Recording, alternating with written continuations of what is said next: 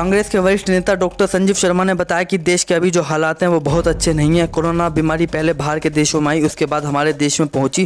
कोई इंतजाम सरकार ने ठीक से नहीं किए, सरकार केवल आंखें बंद करके बैठी रही।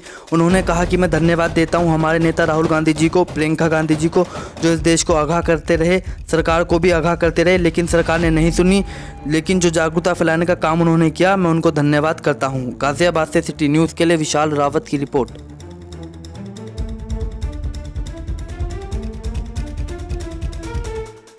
डॉक्टर संजीव शर्मा, प्रदेश महासचिव, उत्तर प्रदेश कांग्रेस कमेटी।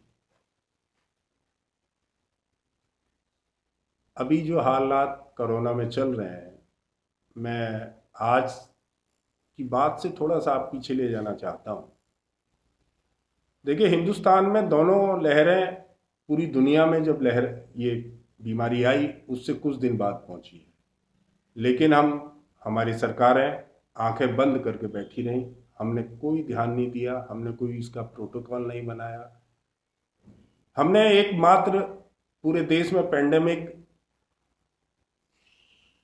आपदा कानून के तहत एक कानून को इम्पोज करके पूरे उसको कहीं बंद करने का और प्रशासन और सरकारों के हाथ में ताकत दे दी।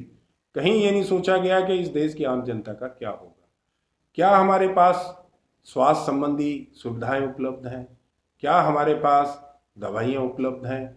और जो सबसे बड़ा कारगर इसके बीमारी में निकल के आया वो वैक्सीन थी। क्या हमने वैक्सीन बनाई? तो बड़े अफसोस से और शर्म से कहना पड़ता है कि हमारे केंद्र सरकार ने माननीय सर्वोच्च न्यायालय में हलफनामा दिया है कि वैक्सीन की उत्पादन करने के लिए या वैक्सीन को डेवलप करने के लिए हमने एक भी पैसा खर्च नहीं किया है। तो इससे अफसोसजनक बात कोई नहीं हो सकती। और सीधे सीधे तौर पे अगर ये बात है तो एक तरीके से मैं आज के निजाम को, आज की सरकारों को मैं हत्यारी घोषित करता हूं। जिस तरीके से लगभग 1.25 लाख लोग अपनी इस देश में जान जा चुकी है इस बीमारी से, कुछ कोविड से, कुछ पोस्ट कोविड चीजें आ रही हैं। आपने दवाइयों का इंतजाम नहीं किया, आपने ऑक्सीजन का इंतजाम नहीं किया, आपने बेड का इंतजाम नहीं किया।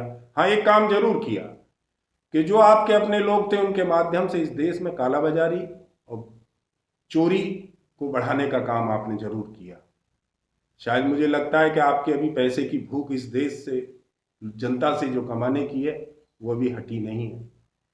उसका सीधा सीधा दिखता है कि तरह तरह के टैक्स आप लादते जा रहे हैं, कोई सुविधा दे नहीं रहे हैं। आज ही अगर मैं शहर की बात करूं तो आने वाले उस पर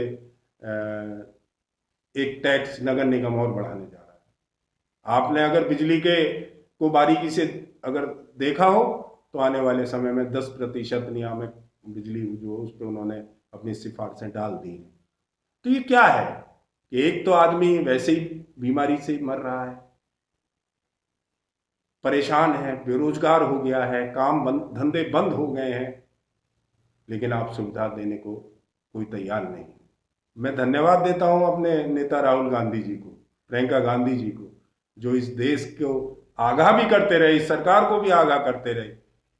ना सुनी उन्होंने, लेकिन एक जागरूकता फैलाने का जो उन्होंने काम किया, मैं दिल की गहराई से उनका धन्यवाद करता हूं। ऑक्सीजन यूपी में नहीं थी तो 2 टैंकर छत्तीसगढ़ से मंगाकर मेदांता और सहारा हॉस्पिटल लखनऊ को दिए गए, जिससे वहां की स्वास्थ्य सेवाएं सुचारू रूप से हुई, दवाइयां दी गई। जब पब्लिक, जो समाज के जिम्मेवार लोग थे, जिनकी जिम्मेवारी है इस देश के लोगों के प्रति, वो जब मदद के लिए आगे आए तो आपने क्या कानून बनाया? आपने एक नई जियो निकाला कि अगर इस तरीके से कोई ऑक्सीजन देगा, इस तरीके से कोई दवाइयां मुहैया कराएगा तो आप उस पर मुकदमा करके जेल भेज दें। हमारी बहादुर नेता प्रियंका गांधी ने उस दिन भी कहा था, और एक एक हमारे कांग्रेस पार्टी का सिपाही इस बात के लिए तैयार है कि योगी जी, आपकी जितनी जेल हो, जितनी हो, जितना भरना हो भरिए, लेकिन इस जनता की सेवा करना, इस जनता के लिए हम खड़े रहेंगे। यही मेरा कहना है साथियों। इसका आज के दौर में अपनी सुरक्षा अपने हाथ में है। आप सोशल डिस्टेंसिंग का ध्यान रखें, आप सैनिटाइज हाथ को बार बार धोते रहें और मास्क जरूर लगाएं। धन्यवाद। जय हिंद।